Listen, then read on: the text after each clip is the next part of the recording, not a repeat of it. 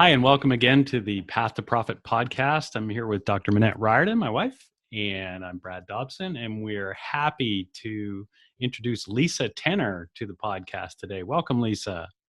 Thank you. It's great to be here. Yeah, it's super fun. I love the whole concept of the podcast and the fact that we're literally across the country from each other, right? Connecting Rhode Island and California today. So super fun, which is something that I think the Path to Profit really has helped Brad and I do, is be able to really support people around the world and then to bring our community experts like Lisa. So I'm going to share a little bit about Lisa, and then you can share the quote for the day.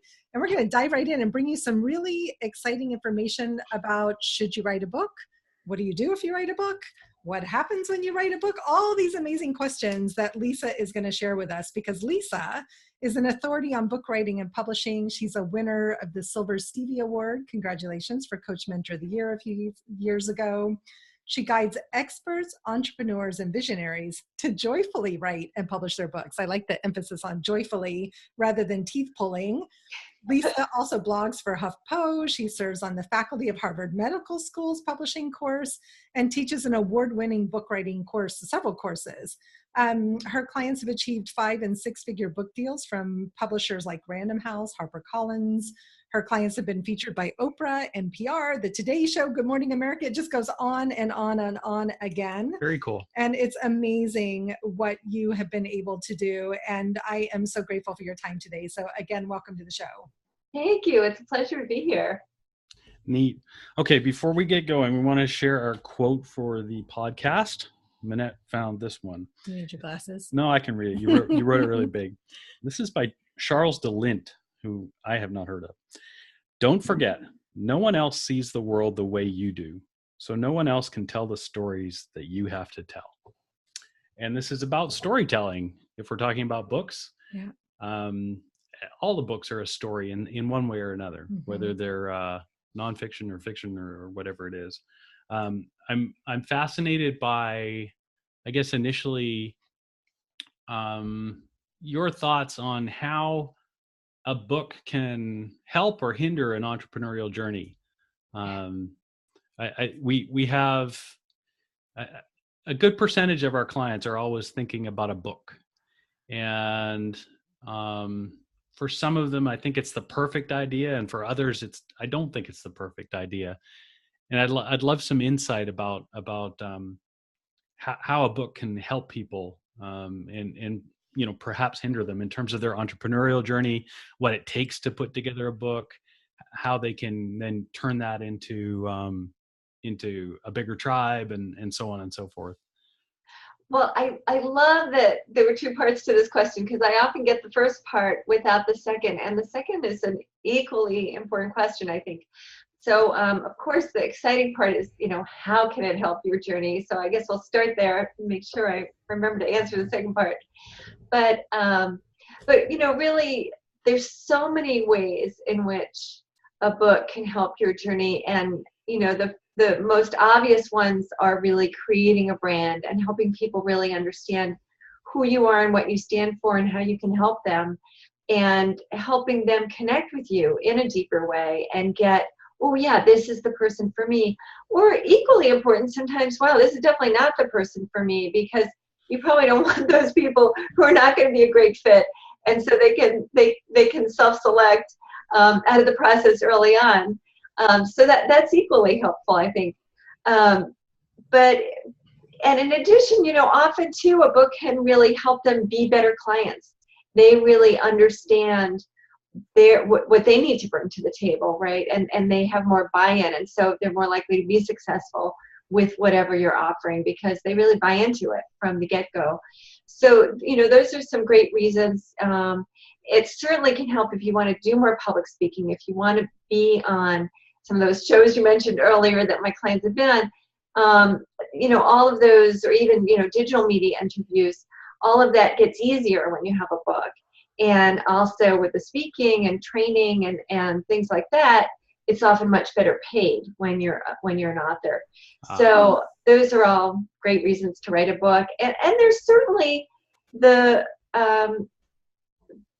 the wonderful personal development that comes with writing a book. It changes you, and you become a bigger you, I think. Bigger in the sense of really expanding yourself. There's going to be ways that we have to expand to become what we envision our book is going to do for us and what we're going to be as an author. So, and I think another thing, I was actually looking at some slides for a presentation I'm doing in a couple months, and one of my past clients had said that writing her book really helped her systematize what she was already doing with her clients. She's a coach and therapist. And so, it can also really help you systematize and improve upon what you're doing. So those are all some good reasons. And then, a bad reason would be, everyone should write a book, which we hear some people saying, right? Right. If you have business, you should write a book. And, a book may not be the ideal way for you to reach your people. And if it's going to be a bad book, it's definitely not worth writing. And that's not to be judgmental about it, right? But some of us don't like to write, or write in very generic ways, and that's not going to move people. That's not going to help your brand.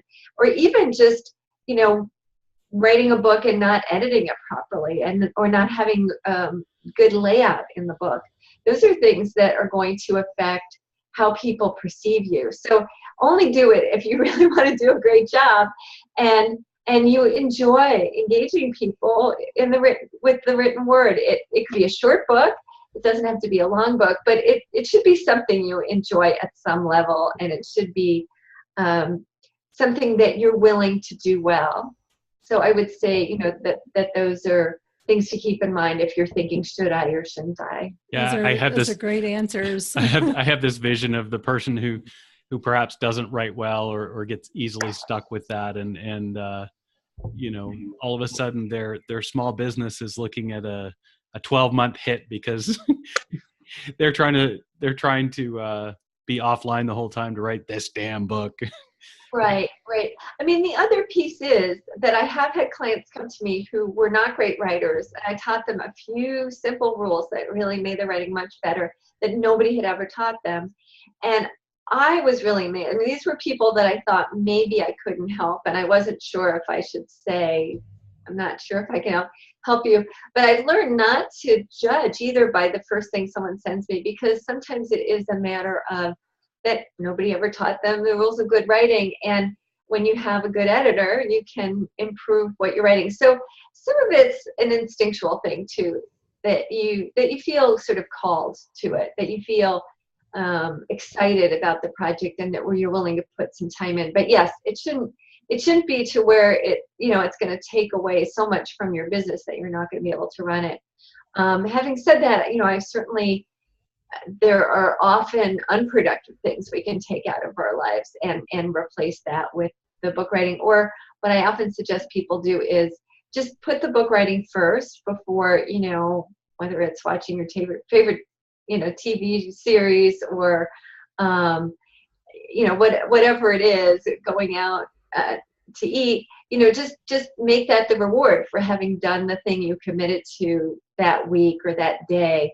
And so that way, you get the book done bit by bit, but you're making that forward progress. And actually, in that sense, it can make you more productive rather than less productive. So it could even work that way with your, helping you with your business and being more efficient with your time. That's neat. So from a business perspective, because we went through this. I was going to say, let me ask any questions well, today. you're writing away. She's writing her sketch notes. So we went through this a couple times with Minette, where we bought a service to help us with the packaging and the launch on Amazon, but not go as far as trying to engage traditionally, like publishers and that type of thing.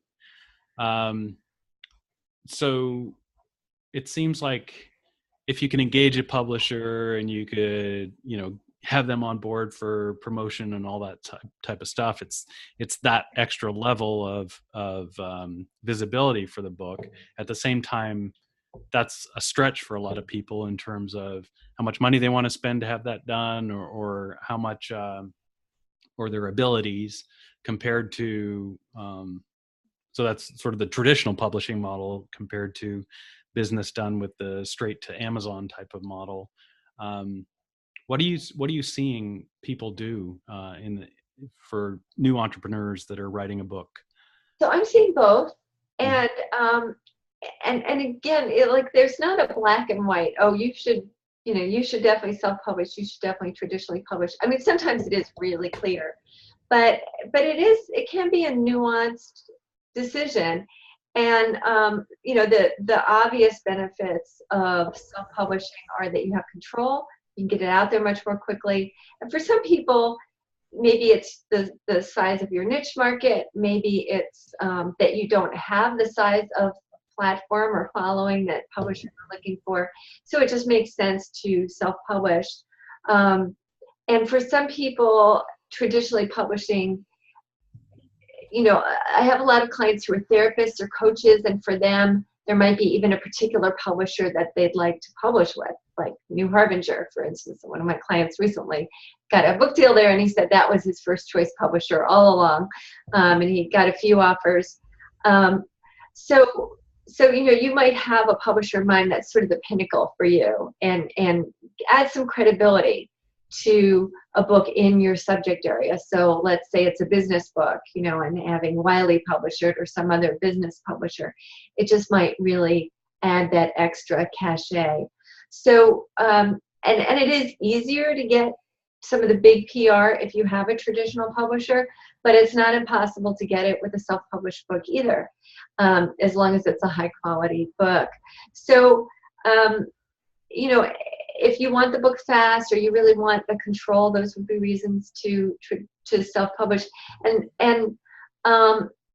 But sometimes there's certainly traditional publishers that bring a lot to the table in terms of knowing what works for their particular audience and for that particular type of book. And so, they're going to bring things to the table, no question. And they have these wonderful teams who, do great covers and, will do great design. And so if you're going to self-publish, you need to really just educate yourself about what's out there and really be careful, because there's a lot of sort of shoddy covers and shoddy design, and really, most of the self-publishing companies compete on price, so you're not going to get good editing. And somebody just sent me a book that she had self-published, and she sold a lot of copies because she's a speaker. But when I looked at the book, I thought, wow, for her brand, there were there were a lot of typos, and there's also just like these weird gaps, just spaces that the publisher accidentally put in, and that's the kind of thing that takes away from your brand. So that's where you do want to be careful. But and a traditional publisher, they might still have a few mistakes. I certainly am not surprised when I see like 2 typos in a manuscript, or so even traditional publishers will sometimes have mistakes in there. But it's certainly a lot more clean of a product than, let's say, if you're just going with a self-publisher that competes on price for their editing and you're not doing any freelance editing. I love all those. So much great stuff here, but I want to back up just a minute. And just, will you talk about what is a book coach and what does a book coach do? Because there's a lot of you out in the industry right now. At least I see that, because I am a coach, right? So I see a lot of you. Tell us a little bit about you personally and how you work with clients, because what I hear you saying is, are you partially also working as an agent? So it might be confusing to our audience if they think they want to write a book and they don't even know where to start. Maybe help us define some of these terms. Yes, that's a great. So yeah, a book coach is often somebody who will help you not just with the editing, but in that beginning period of defining what is my book, and even what genre is it. You might be choosing among several, and what's the whole concept of it, who's it for, what are the features, what's the structure. A lot of questions I like to answer ahead of time before we start writing. and then before the person starts writing. And then a book coach will also help you with that publishing decision. And it's helpful to at least make a first guess at that up front, because if you're traditionally publishing, you need chapter outlines and 1 or 2 sample chapters, and then this marketing document, really, that's called a book proposal. But you don't necessarily need to write the whole book yet. But if you're self-publishing, then you just want to write the book. You don't need the proposal, although aspects of the proposal can sometimes be helpful for you.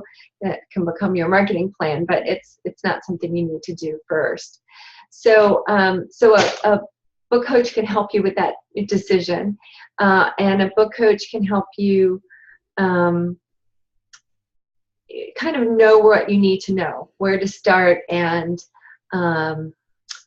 I know I had something else in mind, but now I can't think of it. So, and then if you're working on a book proposal, then some of us specialize in that, and that's one of my specialties. I work with half my authors self-published, but half, I would say, traditionally published.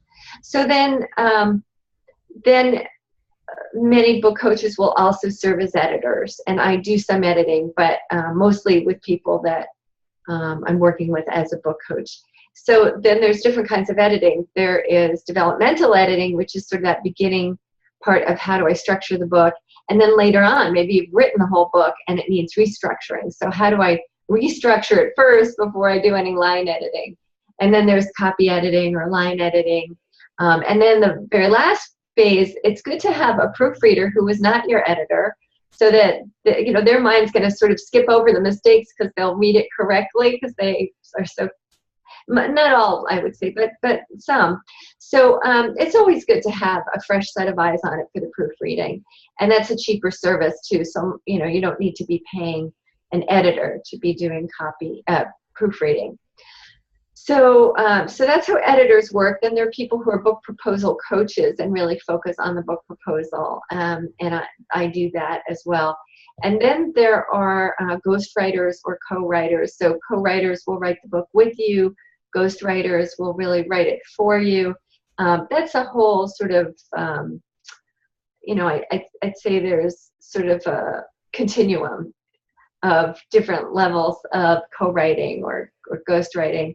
But those are also people who work in the field. So there are different types of people. And then there are people called book doctors who will take a book you've written and restructure it and do a fair amount of rewriting, but they'll take it from what you wrote, versus a ghostwriter who you might not write a single word. They could just interview you and write the book from that.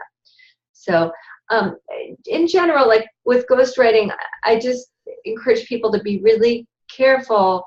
I think sometimes you can get these good deals and then it's not really what you expect, and it's not the quality, or it doesn't capture your voice. Even if somebody is a good writer, you want to have some you want it in the budget and in the plan that there are going to be multiple edits of this book, because if I just came out and wrote one draft of a book, I'm not going to publish that, and you wouldn't want your ghostwriter to do that either. You want to go through multiple edits. So, that tends to cost more money, and it's definitely money well spent. And I love to work with people to help them write their own books. That's sort of my specialty, and I teach classes, and I am really all about empowering the people I work with to write and then, edit their work, and certainly have an editor as well, but to do some self-editing up front. So the more you do up front, the more your editor can do more nuanced work and make it even better. This is fascinating. Yeah, it is. It's awesome. It's such helpful information for people going down this journey. And, one of the things that I find helpful, it helps me know where to send my clients for like what kind of resources to look for. And for me personally, I love to write, right? The writing piece is easy. Everybody needs a great editor, right? For sure. And I know how to do layout and design, but I don't want to do that. And it's not a good use of my time. Right. I loved what you said about that I think is so important, because I've seen a lot of really crappy books out there, right? In the self-publishing genre. And I felt like I got a really good service from the company that I worked with. And I published 2 books with this company because their editor was fabulous. Their cover designer was fabulous, right? I didn't need kind of that developmental piece. But to me, that's like a beautiful piece that often maybe people don't even know they need, is that piece that you talked about helping to actually structure a book, which ties in fabulously with that helping you systemize your processes. Because what I found when I wrote both my books was like, oh, there's my signature system for my coaching program. It's all there. I just had to pull it all together and organize it. Right. Yeah. So I love how there's so much more to the process of writing a book than just having a great idea or a great story to tell. Yeah, that's absolutely true. And my own experience when I wrote my first book, my first idea was kind of a cool idea. It was about sort of that anger had kind of a message for us, and if we tapped into our creativity and our inner wisdom and sense of humor, we could access that, and it would be very different from what we normally do when we, either press anger down or lash out. So I had this idea for this book, but my first draft was just awful, and I luckily had some honest friends. But one of them became a co-author because she said, I think you really have something here. And I had this idea of these exercises called aerobics. And so, that became a central thing of the book. So, it is really just a journey. And, my first draft was nothing like what the final book was. And I ended up with 2 co-authors, one who was an anger expert. So I learned a lot in the process, but it took me 7 years. So, wow. So part of my goal is really to make it a lot quicker for people. I think, I mean, the fascinating part for me, and hopefully this is a wake-up call to all y'all out there that are thinking about writing books. Don't be afraid of it, but go into it with eyes open that there is a lot to writing a book. It's not just, hey, I'm going to, throw this idea together and maybe I can get 2 weeks off to dump it all out. And there's a lot more to it than that. And you owe it to yourself, if you're really committed to a book, to add all those other pieces in, rather than just writing it up in a Word document, putting the PDF out and uploading it to CreateSpace with some, image that your daughter drew on the cover. And I think that's kind of what I'm taking from what Lisa is saying, is that there's just so many different ways it could go, so many different approaches that you could take to it, and so much quality that you could put into it, given extra time and extra eyes on it. Yeah, for sure. I'm just curious, because you've been doing this for so long and you've worked with authors at all different stages of their careers, and people that are already well known and have big communities, and people maybe writing their first book as well. What are some of the elements you see that really makes a book successful? Oh, that's a great question. So, one is really telling compelling stories, and sometimes we have a tendency to generalize, but what really speaks to people is the specific. So, I often say to people, start at a specific moment in time, in a specific place, when you're telling a story, rather than, I used to go to the store every morning. No, give us that particular morning, and then you can always generalize at the end of the story. So, I would say stories, and that's really one of the main things of how to tell them. And so even in a self-help book or how-to book, business book, you'll have those anecdotes, and quirky ones. Don't try to vanilla-ize it. Keep in that quirkiness. I would say also, freshness. Is there something fresh? And sometimes it can be the features in a book. I think also being conversational. So I often tell people, really think about who your target audience is and imagine one person. And then imagine that you're telling the story to that one person. As you write, imagine that one person that you're writing to. And that really helps it just easily be conversational. So that's one way I really like to have people get right into that sort of writing zone.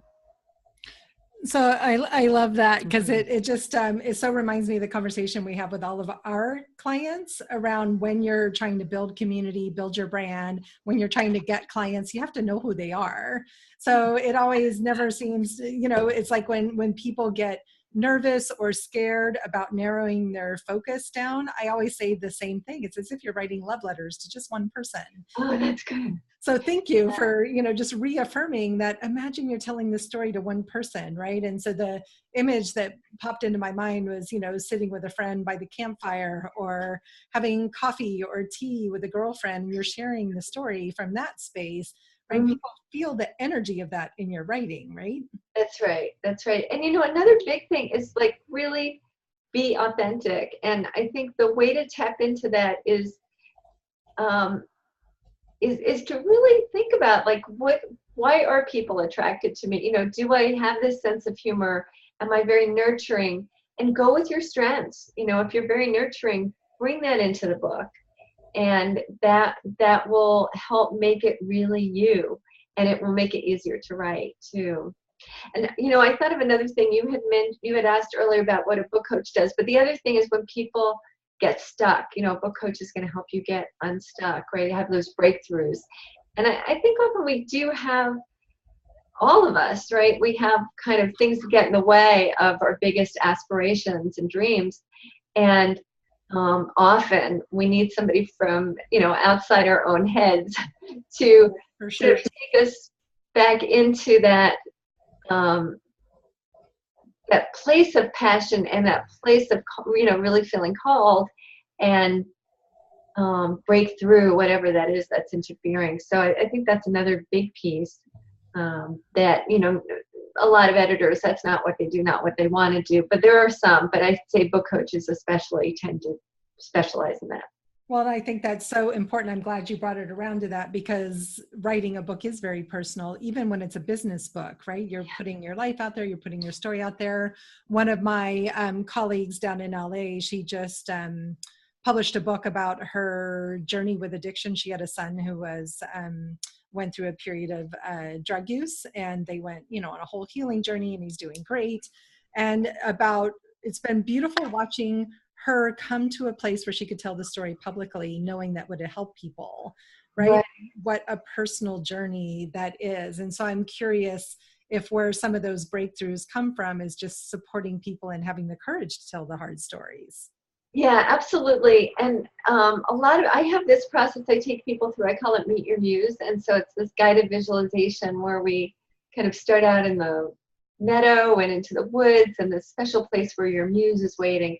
And so we really go to that muse to get to get clarity, to get the breakthrough. And that's really helpful, because then I'm not trying to push a process, but they're digging into their own personal resources to get that. I love that. What were you going to ask? So a little bit off the wall, but maybe relevant. So Minette had a lot of luck crossing over from blog post content and doing a lot of blogging into book writing, where she was able to use a lot of that stuff. Mm-hmm. Do you see that suggested? Is it any part of what you work with people where they're actively blogging and they're using that content, or vice versa? Yeah, often the vice versa piece, where we'll take aspects of the book and say, well, what can they blog about? Sometimes tangentially, so they're not giving away stuff if that is a concern too soon. And then, or what can they take from the book to blog about? And then but in terms of taking a blog and turning it to a book, I don't know, Minette, did you find that you had to expand on each piece? Sure, for sure. For me, it gave me almost my outline, right? Or there were, some series that I had done on my blog where I was developing ideas, and then the book helped me even hone those ideas further. So I think what the blog helped me do was see how much content I had already, right? I mean, I probably threw out as much as I kept into the book. But for me, it helped me see how much content, because we took workshops we had done. I mean, we just looked at all of our content and said, okay, how can we put this into a system that's going to Yeah. make sense for someone just to read on their own, with me being absent from the picture, walking them through the process. Mhm. And the feedback's been great, which is awesome. I published it in 2015, so it's been out there for a little while. But just that noticing that we still get feedback from people saying, wow, this is great, this makes sense, and that they're able to go through it on their own, I think for me made the book a success. Yeah. And I would think too, what I often see is if you're blogging, you hear back from your audience. Like you Yes. get comments, you find out what really spoke to them, what didn't as much, what questions they have. So it really helps in that way in developing the content. I think where people fall into trouble is where they think, well, I've got these blog posts, I'll just throw them all together and there's a book. And that's, I think, where you can, where people might end up with something that doesn't quite work. But yeah, absolutely, your blog post can be a great foundation for it. And also just that process of blogging and getting to know your readers is so powerful and beneficial for a writer. Good stuff. I love that, blogging to get to know your readers, right? It's like, ask them what they want. I know Ryan Levesque's book, Ask, is so popular right now, but the whole book is on this foundation of, if you want to be successful in business, go ask people what they want and Mhm. don't make assumptions. So I appreciate that. So true in the reading format as well. And it's always fun talking to authors who've experienced a lot of success, tell the story of how hard it was to get the very first book published. Like, we have a cousin who's a writer, and he came to my kid's school and showed him his stack of 52 rejection letters for his very first novel, and read tidbits, where like no two people agreed or disagreed on the same thing, until finally he just found the agent who was willing to take a chance on him, and now is, doing really well. So the stories, I think, of that journey. I loved what you said. I wrote that down about how writing a book is a journey, but writing a book is only a small piece of the journey, right? It's getting the book Right. published is part of the journey. And then what happens with the book after? So I'm curious, my last question is for you, and then I want to know how people can connect with you. Is part of the work that you do as a coach helping people understand how a book is just part of a bigger platform, that it's not an isolated incident?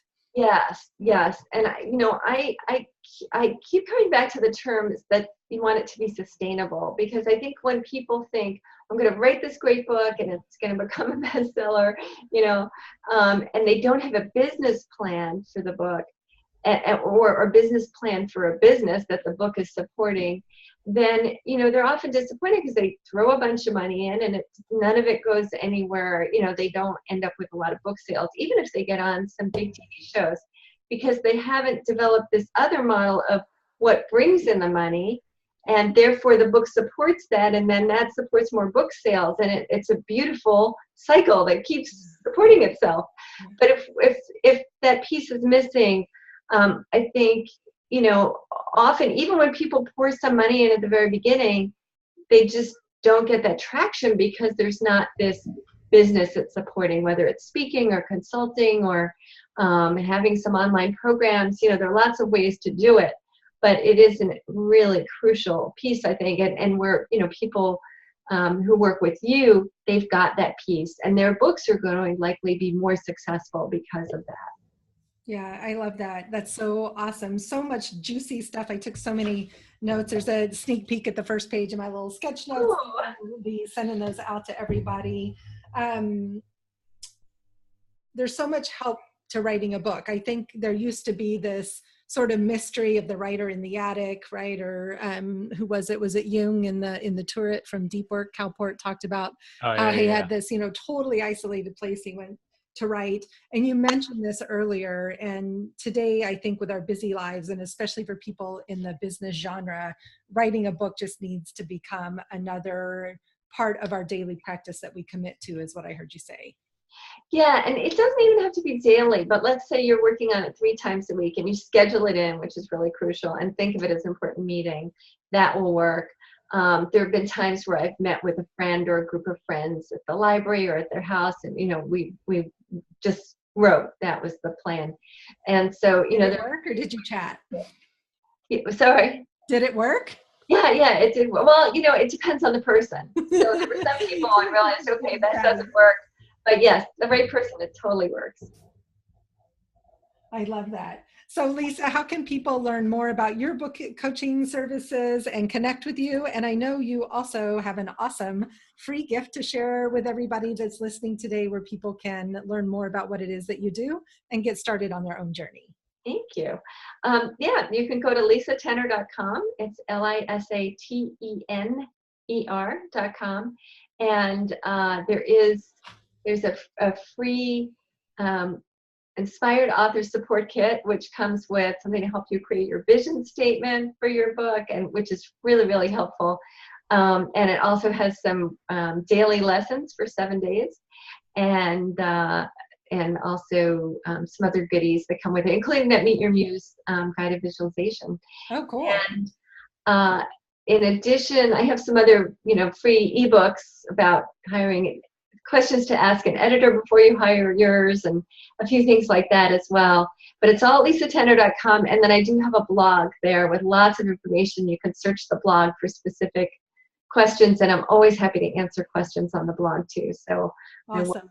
Wonderful. And we'll put all this out through the show notes so people will have easy access to everything that you're up to. But again, it's lisatenner, TENER.com.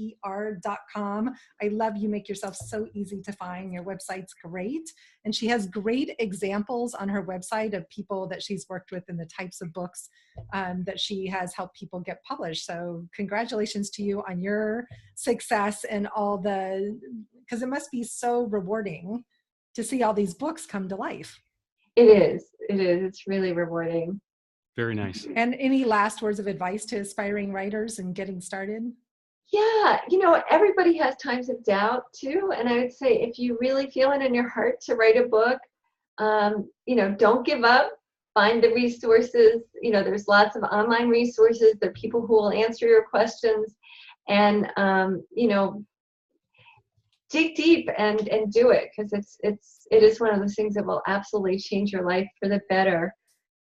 Dig deep and do it. Dig deep and do it. That's our tweetable for today. Lisa, thank you so much for your time. Sure appreciate it. Thanks, Lisa. Thanks. All right. I'm Minette. This is Brad. We're the Path to Profit podcast, where we bring you great tips, strategies, and insights on how to get on the path to profit and stay there. We'll see you on the next show.